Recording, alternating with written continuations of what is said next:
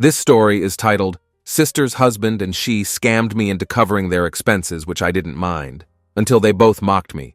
I cut all ties, and now they're begging for forgiveness and financial help. Hey everyone, I'm 26 years old and work as a data engineer in Sacramento. In my family, I've always been the middle child, the quiet, nerdy type who got straight A's in school.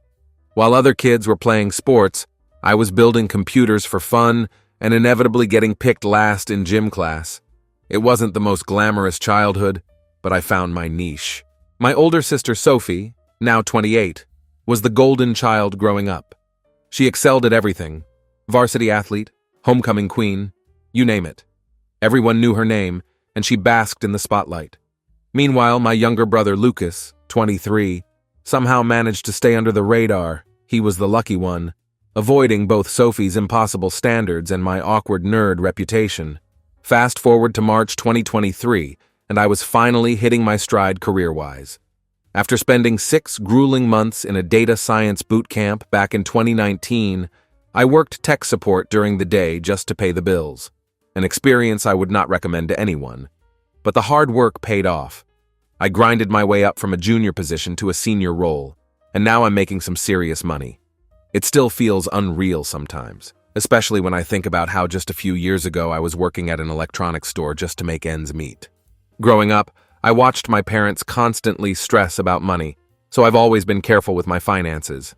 I live in a basic one-bedroom apartment in a decent neighborhood. Nothing fancy, but comfortable and safe. I drive a 2019 Toyota Corolla that I've affectionately named Luna after the moon landing. Yes, I'm that kind of nerd. Most of my income goes straight into index funds and retirement accounts. I've basically followed every piece of financial advice I could find, setting myself up for long-term stability. Sophie, though, is a completely different story. She's one of those people who peaked in high school and never quite adjusted to real life afterward.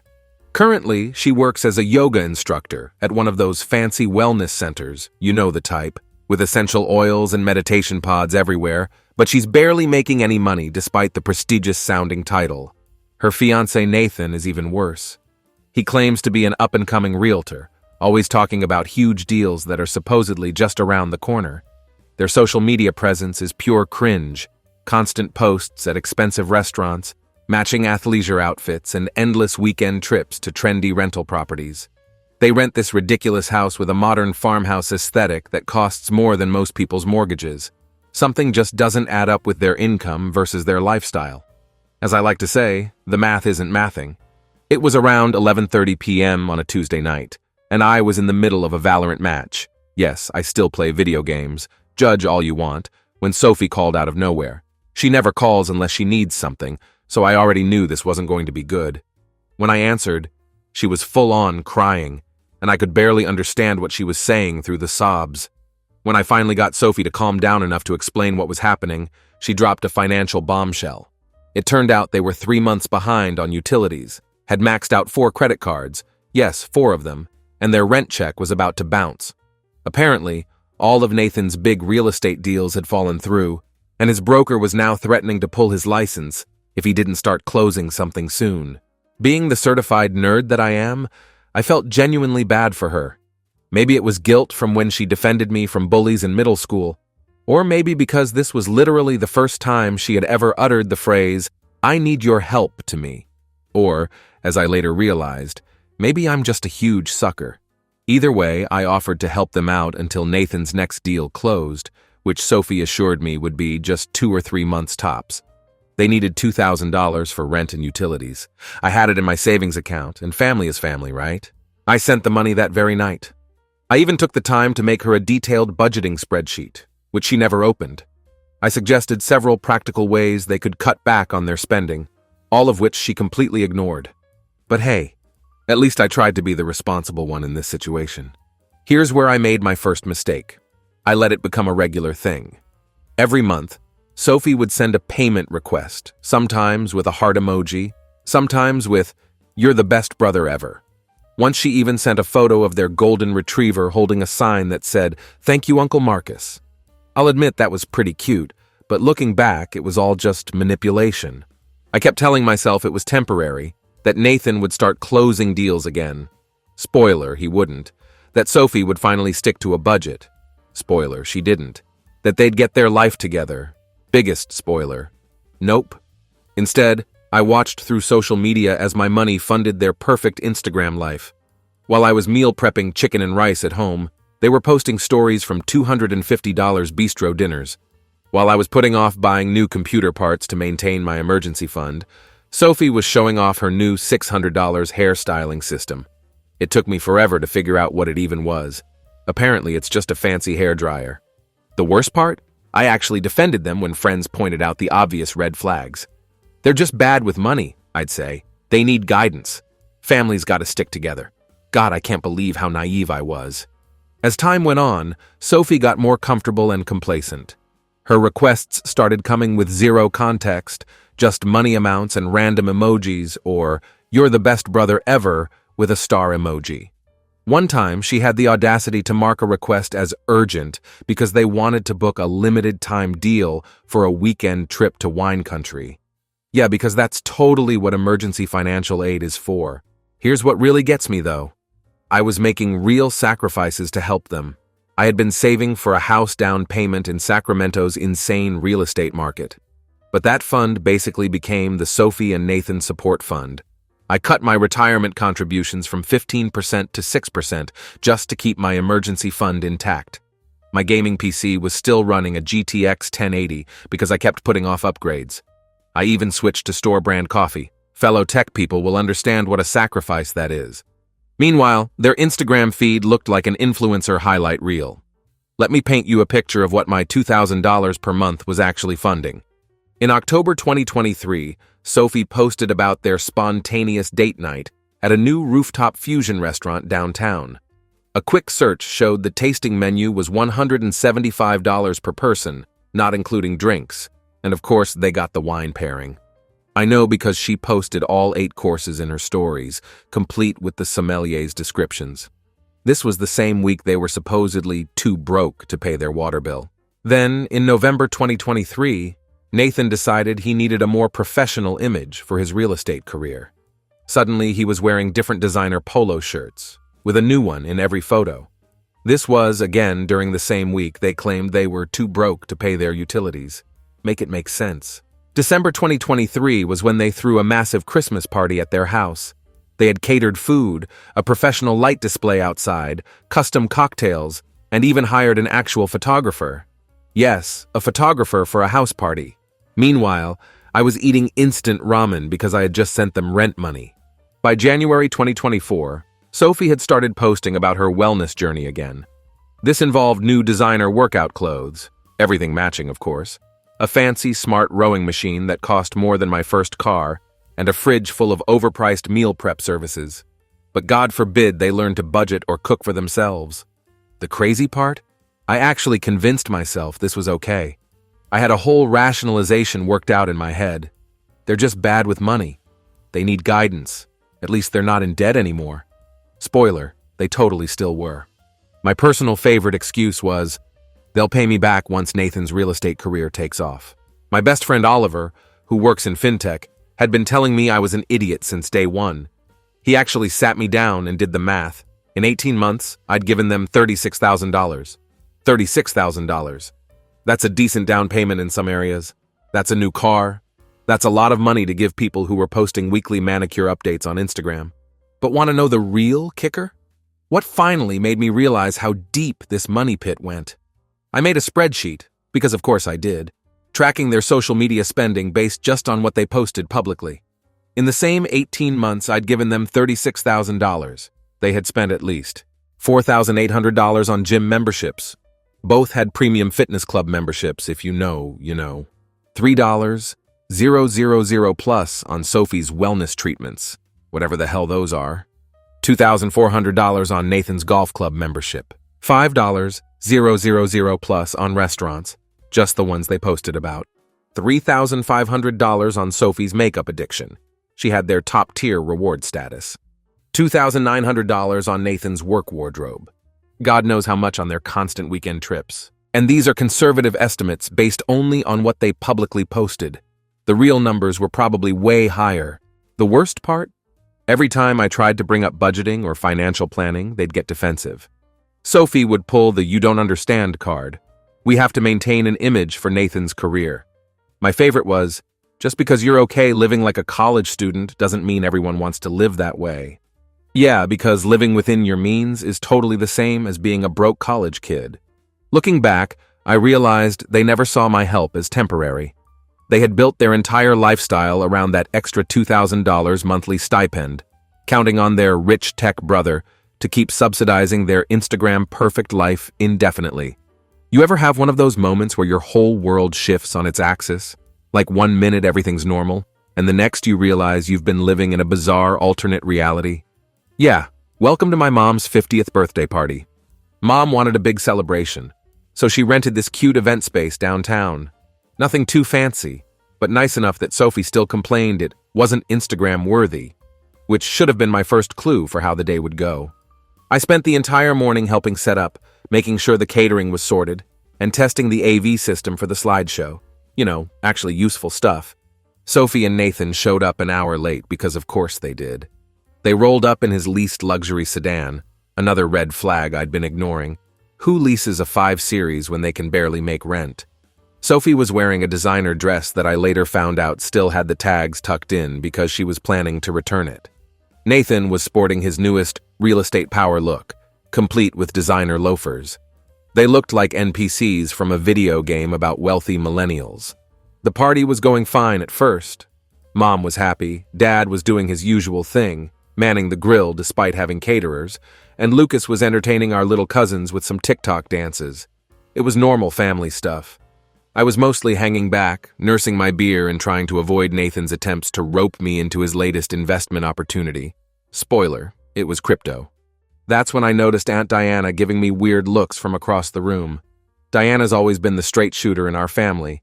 She's that aunt who tells you if your outfit looks bad or if your boyfriend's a loser. No filter, just facts. After dinner, I was helping clean up plates. Apparently I'm the only one who was raised to help at parties, when Diana cornered me in the kitchen. She had this look on her face like she was about to tell me someone died. "Honey," she said, checking over her shoulder to make sure we were alone, "we need to talk about Sophie and Nathan." I figured she was going to lecture me about enabling their lifestyle. I'd gotten pretty good at deflecting those conversations. But what came next hit me like a truck. "I was at Lily's baby shower last week," Diana started, keeping her voice low. "Sophie and Nathan were there, getting pretty loose on the mimosas. They were talking about you, making jokes." My stomach did that weird flip thing. "What kind of jokes?" Diana looked physically pained. "They were calling you the rich tech nerd who was too busy with computers to have a real life." She paused, clearly debating whether to continue. "They said you were such a loser that you had to buy their friendship with the monthly payments." I felt like I'd been punched in the gut, but Diana wasn't done. "Sophie was laughing about how you're so bad with money because you wasted it all on them instead of getting a life. She told everyone the money was just tech bro guilt payments because you make too much for doing nothing all day." The beer in my hand suddenly felt very heavy. Through the kitchen door, I could hear Sophie's distinctive laugh, probably showing someone her latest Instagram photos. My ears were ringing. "That's not all," Diana continued, her hand on my arm. "Nathan was bragging about how they've got you wrapped around their finger. He said as long as Sophie plays the helpless little sister card, you'll keep paying their bills indefinitely." I must have gone pale because Diana pushed a chair toward me. I sat down hard, my mind racing through every interaction over the past 18 months, every thank you text, every grateful hug, every "you're the best brother ever" message. It had all been an act. "Why are you telling me this?" I managed to ask. Diana's face softened. "Because you're a good kid who works hard for his money, and because I watched them take 1,000 selfies tonight in front of decorations you paid for, making fun of how you tried too hard to make Mom happy." Right then, Sophie burst into the kitchen, already talking a mile a minute about how Nathan needed my help setting up his new crypto wallet. She stopped short when she saw my face. "Everything okay?" she asked, her voice dripping with what I now realized was fake concern that I'd been hearing for months. I looked at her, really looked at her. My sister, wearing a dress that cost more than my monthly student loan payment, holding the latest iPhone I'd convinced myself she needed for work, planning a wedding I was expected to help pay for, all while laughing at what a sucker I was. Yeah, I said, my voice steady. Everything's fine. But it wasn't fine. Not even close. As I watched Sophie bounce back to the party, already posting another story about her amazing family celebration, something inside me shifted. The quiet tech nerd who always helped everyone, he was done being the family ATM. I spent the rest of the party watching them through new eyes. Every laugh felt hollow. Every hug felt fake. Every time Nathan mentioned upcoming deals or Sophie talked about their investment strategy, I felt physically ill. When they left that night, early because they had brunch plans the next day, Sophie gave her usual "love you, bro," and Nathan did his fake punch on the arm thing. I smiled and waved goodbye. They had no idea what was coming. Here's the thing about being the tech nerd of the family. We're really good at documentation, planning, and being methodical when we need to be. Sophie and Nathan thought I was just a pushover who typed on keyboards all day. They were about to learn exactly what a motivated engineer can do with a spreadsheet and too much cold brew coffee. The morning after Mom's party, I woke up early and did what I do best. I made a project plan. Remember that spreadsheet I mentioned earlier? Time to turn it into a weapon.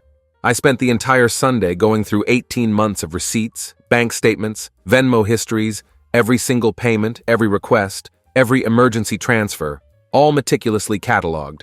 But the real gold mine was social media. See, Sophie and Nathan weren't just bad with money. They were compulsively public about it.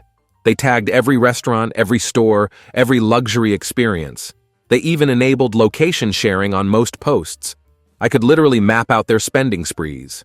Remember that fancy fusion dinner they had when they were supposedly too broke to pay the electric bill? Tagged with date night, luxury life, no regrets. Nathan's designer loafers purchase instead of paying car insurance? Posted with, "Got to invest in yourself," and 100%. I created a timeline matching their social posts against their desperate requests for money. It was actually impressive how blatant it was.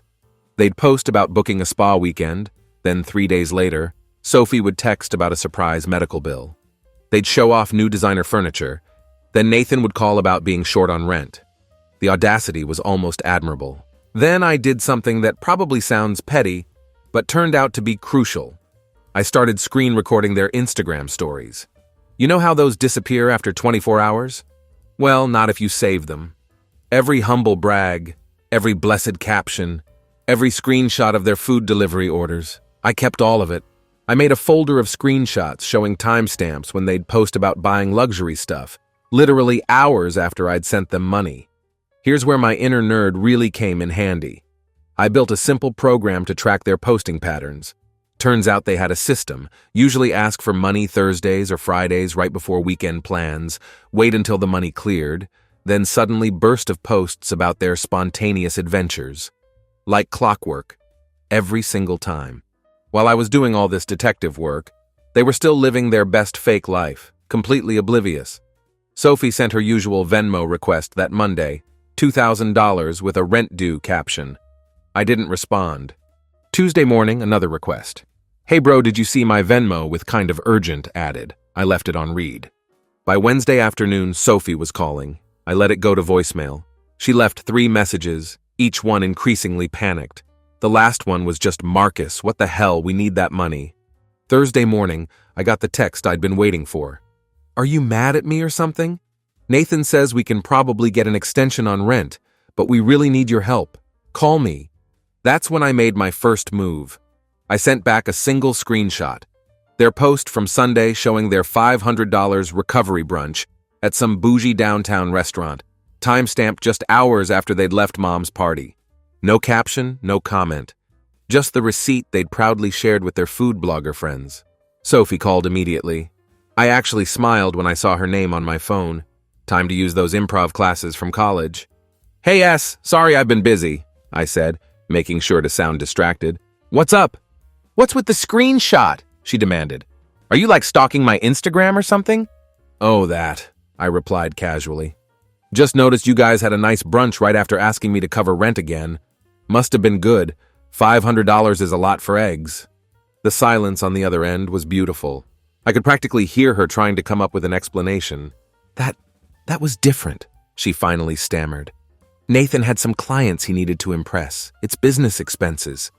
Right, I said, keeping my voice neutral.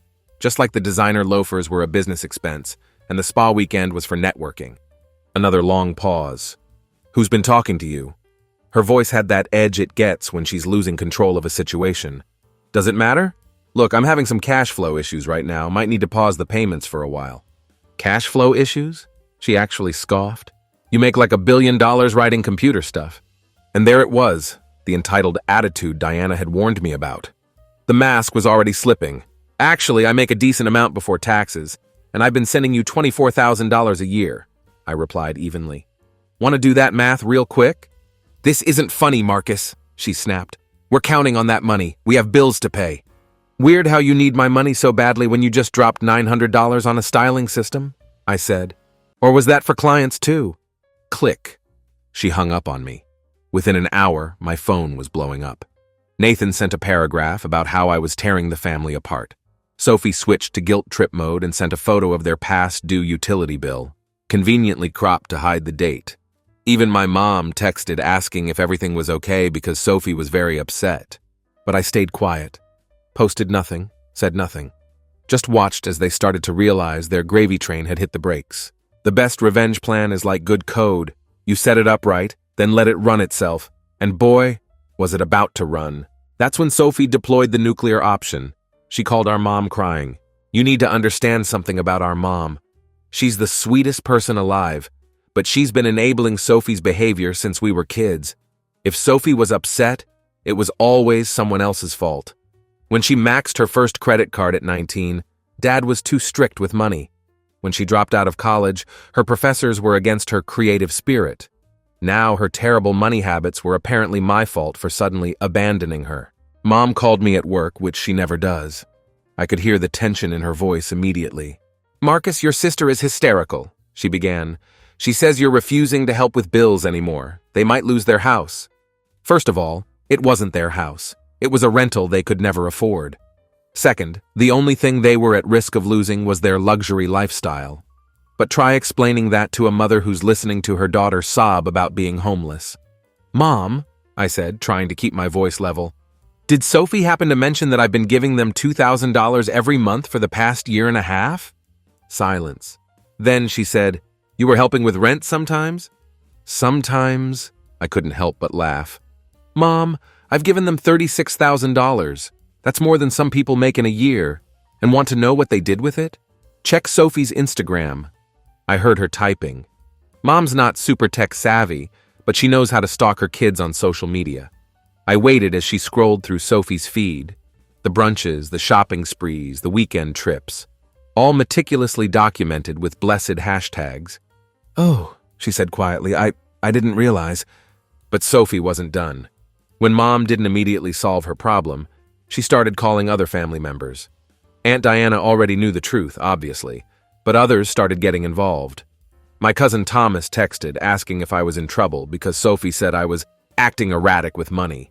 Uncle Peter, who's some kind of financial advisor, called to offer his services because he heard I was struggling with fiscal responsibility. The stories Sophie was spinning got wilder by the day. By the end of the week, half the family thought I was either having a mental breakdown, secretly gambling, or had joined some kind of tech cult that made me turn against family. My brother Lucas, bless his soul, just kept sending popcorn emojis, asking if he could watch next time it all kicked off. Then Nathan showed up at my office. I work at one of those typical tech companies downtown. You know the type, with cold brew on tap and beanbag chairs everywhere. I was in the middle of a code review when the receptionist pinged me on Slack. There's someone here insisting on seeing you. Says he's family. I walked into the lobby and found Nathan pacing back and forth, still wearing his realtor uniform, crisp polo, khakis, and that fake Cartier watch he bought from his guy. He was trying to look professional, but I could see the desperation in his eyes. We need to talk, he said, trying to keep his voice down. This has gone too far. I looked at him, then at the security guard watching us curiously, then back at him. You came to my workplace for this? You won't answer our calls, he said defensively. Sophie's a mess. Our rent is due in 3 days and our electricity is about to be shut off. Weird, I said, pulling out my phone. I opened Instagram and showed him Sophie's post from that morning. A mirror selfie showing off her new athleisure haul, Captioned, "Treat Yourself Tuesday." His face went red. That's not what it looks like. She's trying to maintain her image for her fitness clients. Right, I nodded slowly. And I guess the $300 sushi dinner you posted about last night was for networking? He actually took a step back. Have you been stalking our social media? Stalking, Nathan? I couldn't help but laugh. You tag the restaurants. You geotag your locations. You literally post the receipts trying to flex on people. I'm not stalking you. I'm just paying attention. That's when he switched tactics. His voice got low, almost threatening. Look, you don't want to make an enemy out of me. I know people, important people. I couldn't help it. I laughed out loud. Important people, Nathan? I checked your real estate license records. You haven't closed a deal in 8 months. The only important people you know are the bartenders at that overpriced whiskey bar you can't afford. The security guard was definitely watching us now. Nathan noticed too and tried to backpedal. Just think about what you're doing to your sister, to your family, he pleaded. I have thought about it, I replied calmly. I've thought about it $36,000 worth, and I'm done. I turned and walked back to my office. As the door closed behind me, I heard him call out, "This isn't over!" But it was. He just didn't know it yet. After Nathan's little office visit stunt, things escalated faster than a software update. Mom decided we needed a family meeting to work things out. Those of you with dysfunctional families know exactly what that means. Code for let's all gather so the troublemaker can apologize, and we can go back to pretending everything's fine. Mom scheduled it for Sunday afternoon at their house. Family meetings at my parents' place always followed the same script. Everyone sits in the living room. Mom makes her special occasion coffee, just regular coffee with cinnamon, but don't tell her I said that. Dad pretends to mediate while actually just wanting to get back to his garage projects. But this time I came prepared. Remember that documentation I mentioned? The spreadsheets, screenshots, and records? I spent Saturday night putting together what we in tech would call a presentation deck, but it was really more like a PowerPoint of receipts. I brought my laptop and an HDMI cable, always be prepared, with enough evidence to make a forensic accountant blush. I arrived early because I needed to set up. Mom looked nervous when she saw me plugging my laptop into their TV, but she just kept stress cleaning the already spotless coffee table. Dad was in his usual armchair, trying to look interested in his phone but actually playing some puzzle game. Lucas showed up next. He took one look at my setup and whispered, "This is going to be good," before claiming the best seat in the house. Sophie and Nathan arrived late, shocking, I know, in his leased luxury car. Sophie had clearly been crying. Her makeup was perfect, so these were definitely strategic tears. Nathan was wearing what I'd started thinking of as his serious business outfit: polo, khakis, and that embarrassing fake watch. They stopped short when they saw the TV screen showing my desktop background. Yes, it's still the default one, don't judge me. "What's all this?" Sophie demanded, already sounding defensive. "Just a little presentation," I said, opening my files. "Since we're here to talk about money, I figured some visuals might help." Mom tried to intervene. "Marcus, I thought we were just going to talk."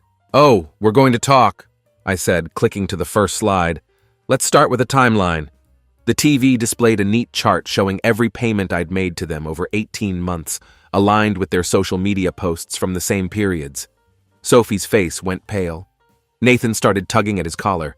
"In the past year and a half," I began, using my best explaining technical stuff to manager's voice, "I've given you $36,000. That's after taxes, by the way. Let's look at how that money was spent." Click. The next slide was a compilation of their Instagram stories showing expensive dinners, shopping sprees, and self-care purchases, each dated within days of my payments. "Here's you guys at that new fusion place downtown," I narrated, pointing to a photo. "This was 3 days after you told me you couldn't pay your electric bill. Nice wine pairing, by the way." That was a business dinner," Nathan sputtered. "For clients." Click. "Here's the receipt you posted," I continued, tagged as date night with about 12 heart emojis. Weird way to label a business dinner. Sophie tried to jump in. "You're making us look bad on purpose. Those posts aren't telling the whole story." Click. A meticulous color-coded spreadsheet appeared on screen. "You're right, they're not," I agreed. "So I made this. Every payment you asked for, every excuse you gave, and what you actually spent the money on. See these red highlights?